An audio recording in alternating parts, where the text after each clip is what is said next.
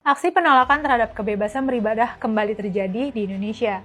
Kali ini dialami Jemaat Gereja Bethel Indonesia atau GBI Pasar Baru di kawasan Tanjung Sari, Jambi pada 15 Februari 2026. Sejumlah pihak memasang spanduk penolakan bertuliskan menolak keras pembangunan gereja di lingkungan Tanjung Sari. Spanduk tersebut dipasang di atas lahan bekas gedung Citra Nusantara School yang direncanakan menjadi lokasi pembangunan gereja. Gembala Sidang Pendeta Nikodemus C. menegaskan pihak gereja nggak melakukan pembangunan sepihak. By the way nih, Gembala Sidang itu pendeta atau pemimpin utama di sebuah gereja yang membimbing dan bertanggung jawab atas jemaatnya. Gereja telah melakukan sosialisasi ke warga sekitar dan sedang memproses persetujuan bangunan gedung atau PBG sesuai ketentuan. Pemasangan spanduk dinilai sebagai bentuk tekanan sosial yang berpotensi intimidatif. Pihak gereja berharap dapat beribadah dengan tenang sebagaimana dijamin dalam sistem hukum Indonesia. Ketua Umum Badan Kerjasama Gereja dan Lembaga Kristen Indonesia, Pendeta Ferdinand Wati, meminta pemerintah daerah, Kementerian Agama, FKUB, dan aparat keamanan mengawal proses perizinan. Ia tegasin bahwa hak beribadah bukan pemberian mayoritas, tapi hak konstitusional setiap warga negara. Kasus di Jambi ini bukan yang pertama. Pada 27 September 2018, Pemkot Jambi menyegel 3 rumah ibadah di Kelurahan Kenali Besar, Kota Jambi. 3 gereja itu antara lain Huria Kristen Indonesia atau HKI, Gereja Metodis Indonesia atau GMI, dan Gereja Sidang Jemaat Allah atau GSJA. Alasannya, 3 gereja ini dianggap belum punya izin mendirikan bangunan atau IMB oleh pemerintah setempat. Walaupun jemaat sudah lama berkegiatan di sana. Januari 2020, aparat mengamankan individu terkait penyebaran ajaran keagamaan tertentu. Secara nasional, data nunjukin pola yang konsisten, yakni sebagian besar kasus bukan berawal dari larangan eksplisit negara, melainkan dari tekanan sosial di tingkat lokal yang kemudian dilegitimasi melalui alasan administratif, terutama soal izin.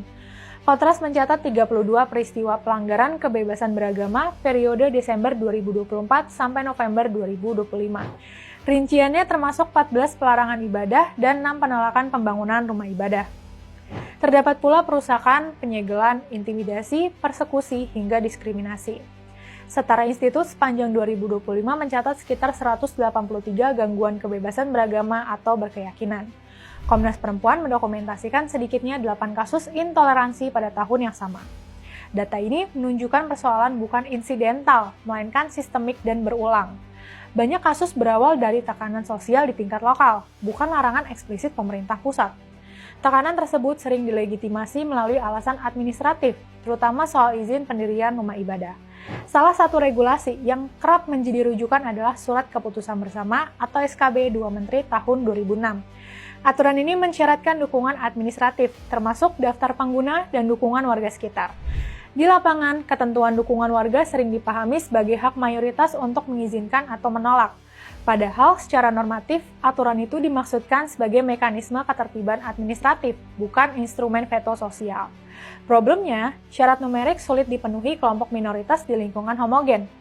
Celah inilah yang membuka ruang negosiasi sosial yang tidak setara. Pemerintah daerah kerap memilih opsi menunda atau tidak memproses izin demi menjaga stabilitas.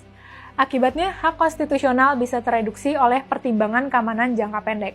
Secara hukum, Pasal 28E ayat 1 dan 2 serta Pasal 29 ayat 2 UUD 1945 menjamin kebebasan memeluk agama dan beribadat. Jaminan tersebut bersifat fundamental dan tidak bergantung pada persetujuan kelompok lain. Dalam hierarki peraturan perundang-undangan, konstitusi berada di atas peraturan menteri. Ketika praktik administratif menghambat ibadah, terjadi ketegangan antara norma konstitusi dan implementasi di lapangan. Selama regulasi teknis multitafsir dan perlindungan terhadap minoritas lemah, pola pelarangan berpotensi terus berulang-ulang. Penyelesaian harus menyentuh 2 aspek sekaligus, evaluasi regulasi dan penguatan keberanian pemerintah daerah menegakkan hak konstitusional. Tanpa pembenahan struktural, kebebasan beragama akan tetap kuat secara normatif namun rapuh secara operasional. Kebebasan beribadah bukan isu mayoritas atau minoritas, melainkan soal konsistensi negara hukum. Menjaga keberagaman berarti menempatkan konstitusi sebagai fondasi bersama, bukan tunduk pada tekanan sosial sesaat. Yuk selalu rawat keberagaman di Indonesia.